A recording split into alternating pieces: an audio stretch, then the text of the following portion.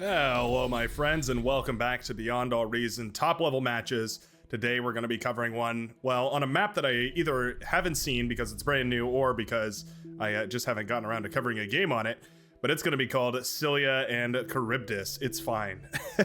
Apparently, the description that we got here from the map author, quite an interesting one. You can see it's a massive open flatlands right here with these big pits that are full of plants that apparently you can eat up for a whole bunch of energy. If we select a commander here, you can see about 4,900 energy in one of these little pods over here. Are there rocks? There are rocks over here as well. Quite interesting. A little bit of a change. Instead of having hills as terrain, we have valleys as terrain, little pitfalls as terrain. Quite interesting. Excited to see what goes down on this map, and I have feelings that this is going to be a very popular one. Spawning on the southern side and representing the blue team, it's Austin, Tex. Whether that's supposed to represent Texas or whether it's just TX, trademark exclusive perhaps. Either way, it's going to be Austin, clocking in at 51 Trusco, a player that I have not seen before. However, making their debut on the Brightworks as a Cortex commander and going to be representing the blue team. Excited to see what they've got for us in store. All the way across the map and representing the red team, it's a player that we definitely have seen around here more than once, multiple times in fact. It's Mighty Turtle, going to be representing the red team as Armada, going into that vehicle bay, and I think that's a great idea. Vehicle bay is obviously going to be very prevalent here, as I can already see Teaspoon going into a vehicle bay, Juniper and Friends going into a bot lab though, as well as Console Police Zaddy. We do have vehicle bays pretty much across the board over here. Well, no, you know, I spoke too soon. Okay, so we do have an even matchup, more or less. We have two vehicle bays and two bot labs on the front lines for both teams. However, the vehicle bays are in the middle for the red versus on the, left-hand side here for the blue. Will that make all too much of a difference? I'm not so sure. It will mean that, at the very least, the bot lab and vehicle lab production will be balanced out for the red team, whereas on the blue team, it's going to be a little bit lopsided. We'll have to see how much that's worth, though. Already a Resbot has been caught out here. That's a bit unfortunate, but an excellent snag right there by Mighty Turtle. More than happy to trade that rover for a Resbot pick. Absolutely. I'm going to turn up the music just a little bit. Yeah, I feel like that was a very nice catch right there, managing to shut down one of those early Resbots that I'm sure was intended to help spark a massive boost in production here. Meanwhile, another rover is snuck in through the map, and man, these early game aggressions from the top level players like this, they really get up, well, they get into the fight as quick as possible here. Choice has already set up a construction tower, which is quite nice here. Don't have any production at the moment, though. Wonder what we're going to go into. Maybe we're not going to go into production, do some eco-teching. Not necessarily a bad idea, however, if that's not coordinated with the team properly, it can certainly cause problems. Rover has already sniped one metal extractor, and I think it's going to get another. There are some ticks to try and come deal with this, but will they clean it up before it gets the kill? Ooh, barely 2% on that. Seems like something small, but when you're dealing with rovers and ticks, that's definitely a nice little catch right there. Mighty Turtle pushing up as far forward as possible. We do have a little bit of a tick swarm over here. And they managed to shut down that metal extractor. That's quite nice. Not going to be able to kill that constructor, but that's okay. They've already managed to figure out where one of their opponents is playing at. Looks like ticks are able to run down into these little hills right here. Interesting. Good to know. Terrain details. Very difficult to tell sometimes here. I'm going to guess that bots are probably able to traverse down here in these lowland pits, whereas the vehicles are probably not. I can verify that using my vision here. Hold on. Yeah, there's the one. A little bit trippy, but gives you an idea of what is and isn't traversable here. So anything that's purplish is an area that vehicles are not going to be able to meander across, or at the very least blitzes and rovers, but that basically goes for any vehicle. If we select a, well, let's see, let's find a bot here. If we select a grunt, I know I'm missing an engagement over here on this left-hand side. I think that's going to be cleaned up, so we'll just take a look really quickly over here. Yeah, okay, so you can see that there are these ramps where bots are able to move across. Sorry about the colors flashing everywhere. There we go. So bots are able to move up and down these little ramps over here, meaning that they can access the majority of these pits over here. Looks like, yeah, basically all of them have a ramp to get down there. I was gonna say it'd be a little bit odd if we weren't we weren't accessible. Those weren't accessible at all to any faction or any type of unit, but it does make sense that they'd be accessible to the bots, but not to the vehicles. It's important to know on a map like this because it definitely means that you have a huge advantage as far as maneuverability when you go for bots, but the vehicles, of course, are going to always have that HP advantage, so it's something you can play around, but definitely a bit unique, and I'm all about having a little bit of a unique map variance here. There's also a geothermal spot right here. Just highlighting these just because, well, this map is new to me, and I figure I might as well point it out. It's going to be accessible to the players playing in those lanes. Looks like there's 2 on each side of the map. Yeah, so each team has 2 geothermals available to them. Gonna be useful for those players playing in those locations, but overall, not like we're going as crazy on the geothermals as, say, Supreme Isthmus, which has 4, I do believe. Yeah. Oh, actually, we very well may. Okay, 1, 2, 3, 4. Yeah, okay, never mind. We do have a ton of geothermals. We are absolutely going crazy with it, with the geothermals.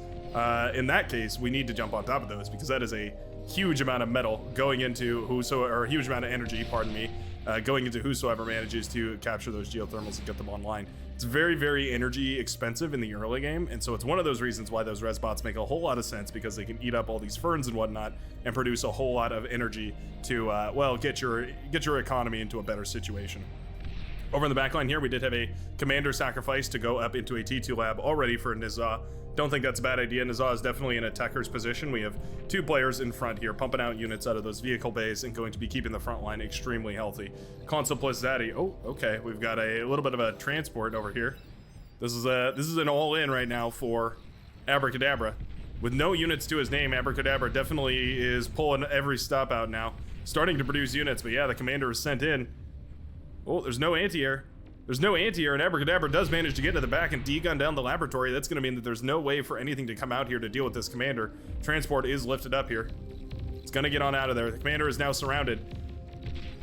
Will this be enough time bought here in order for Abracadabra to get back in this game, though? There's no energy production, so Abracadabra's having a hard time D-gunning. Oh, gets the critical ones, though.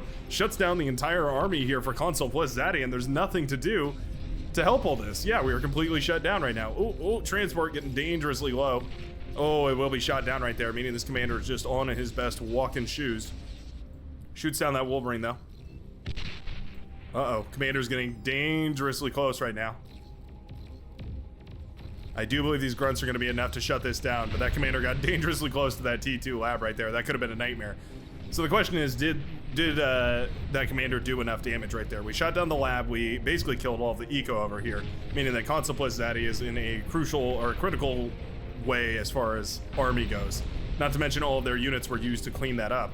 So it's gonna be on the purple player Abracadabra in order to keep applying pressure here and use that advantage to push back the tan commander over here. Meanwhile, we did see the light pink commander going down. Teaspoon 53 pushed in here just a little too far, overextended past his army's control value, and is now left in ruin. Nertzy is going to get all of that juicy metal out of that commander's corpse, and there's going to be not so much left from the pink player's army here. A couple of Janices and a single Whistler. Going to be all she wrote here for the pink player. Went very heavily into a investment in those vehicles, and then tried to go into eco as well, and that means you have typically a smaller army at that point. Wolverine being blasted apart here by this Dragon's Claw. It's a 3 chevron Dragon Claw right there. That is a bad boy if I ever seen one. A healthy looking turret. They're extremely resilient when they're tucked up like that, meaning that this construction turret right here can keep this guy patched up. What on earth? Okay. I missed that. I was too busy looking at the army over here. Looks like somehow Mighty Turtle got himself a second commander right now and detonated it right in the heart of Austin's base. Ooh, a little bit of a pause right there. Everybody taking a second to figure out what on earth just happened. Hellhound pushing in on the right-hand side. That's going to be another commander going down over here. It looks like that is the... Which commander is that? Guessing that's Watch Me Do This, maybe? Oh no, it's Learning Player. Learning Player, our Chinese player? Is that what that is? This is back and forth. Watch Me Do This now picking up his commander with a transport, sure. Everybody and their mother is going for a commander transport right now. Bunch of Whistlers coming a little bit close to Consul plus Zaddy. Uh-oh, he doesn't have the energy. He's charging up the energy for a D-gun. There we go. Manages to connect one of those D-guns, 2 of those D-guns, and I do feel like that's going to be enough to shut down these Whistlers here. Not enough forces to push through on this side. Of course, all of this attention is pulling away the forces from the middle of the map, but there's not really enough forces in the middle of the map either to take advantage of that. Now, this is a lot of bombers we've got built up back here. This is all that Choice has been working on right now, is a huge bomber wave.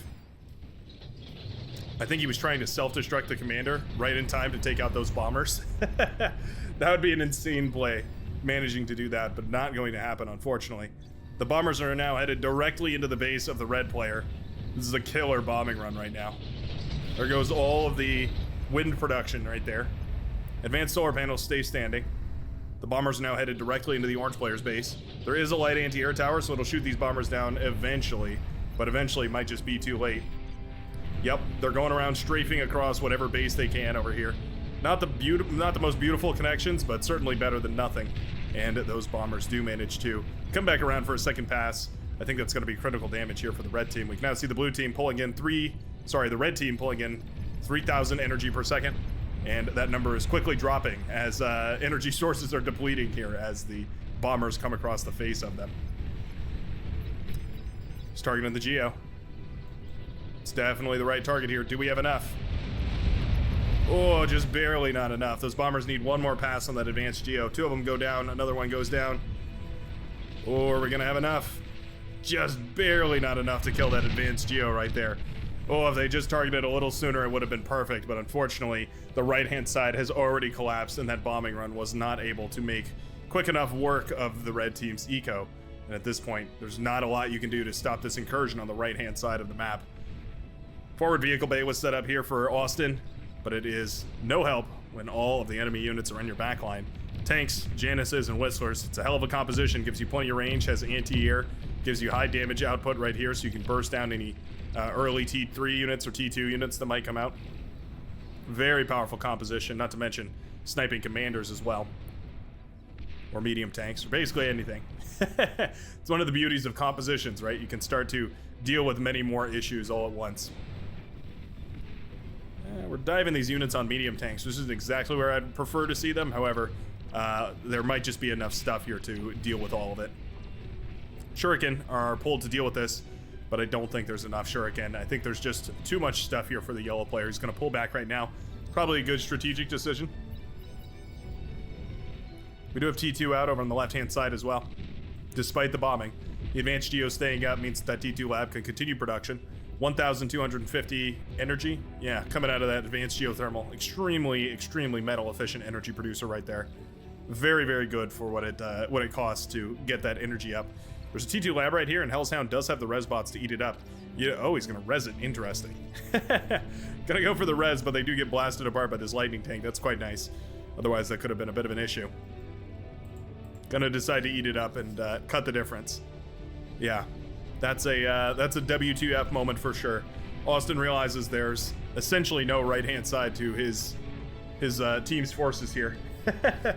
All signs are pointing towards a red victory as they're just continuing to encroach on the right-hand side of the blue. The blue being squeezed into a corner here, and we're going to need to see some sort of epic play in order to break out of this containment. Right now, the blue team, only with 3 commanders, though, so it's not like they can really afford to send some commanders in for more commander bombs. Hellshound's commander, a little bit unguarded on the front line, but is managing to eat up a whole lot of these energy producers over here. If these lightning tanks jump on top of the commander, they could very quickly get the kill, not to mention the bull right there, also a very, very powerful unit. Oh, Shuriken's basically paralyzing everything around here. Gonna catch everything they can. Not bad. Trying to make an efficient trade out of this. Not always easy, but it might be possible here. Whoa! Look at that guy go. That was a little boy. He was running for his life. Lightning tanks now jump on top of this bot lab, this forward bot lab that was set up by Hellshound. Hellshound's commander will retreat to the relative safety of this pit. These units are continuing to leak on through, though. Incursion of forces over here on the left-hand side, though, for the blue team. And that is going to be the eco going down here for Nerdsea. And indeed, he decides to call a resign vote as the Shuriken now come across to paralyze everything in the backline, shutting down wind turbines, advanced solar panels, advanced metal extractors, and everything else that the blue team has to pump out units. What a wild one. All wrapped up, neat and tidy, short of 14 minutes. What an exciting match. These pros, they sure know how to sling it back and forth, huh? Thanks a ton for watching. If you enjoyed this video, feel free to leave a like down below. Always helps me out a ton. Always shows me that people are interested and makes me encouraged to do more of these, as I always am. And if you're like me and you like to see daily Beyond All Reason content, you can even consider hitting that subscribe button to join the Brightworks today. Other than that, though, I hope you have a great rest of your evening. Happy Halloween, everybody, and I will see you in the very next video. Peace out, folks.